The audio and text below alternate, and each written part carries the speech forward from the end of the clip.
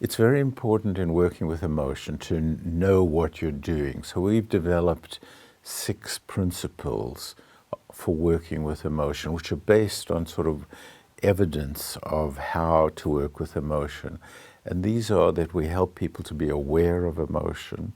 Being aware of emotion turns what's passive or happens to you into something that you're an agent of. You now know what you're feeling and it's yours.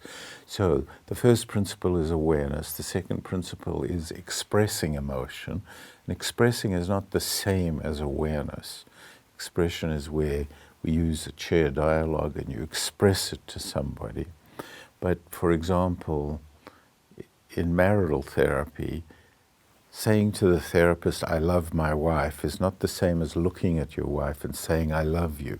And that sort of captures the difference or the power of what expression is. And then there's emotion regulation, which is both how to, when emotion is too overwhelming, how to help people move it back to a level at which they can process it. And then there's reflecting on emotion.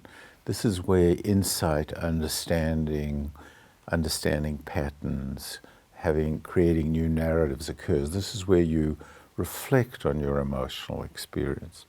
But then the 2 most important principles have to do with transformation of emotion.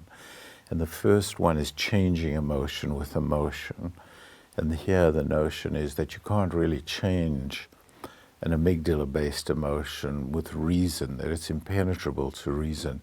And the way to change emotion is with another powerful, more powerful or stronger emotion.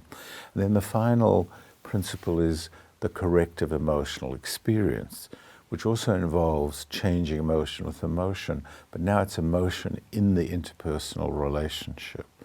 And in therapy, it's often to do with the therapist. So if I expect that I'll be shamed when I say something to the therapist, but I in fact experienced being valued and validated, that's changing an emotion, but it's coming from a real relationship. So these are 6 principles that are very important in working with emotion.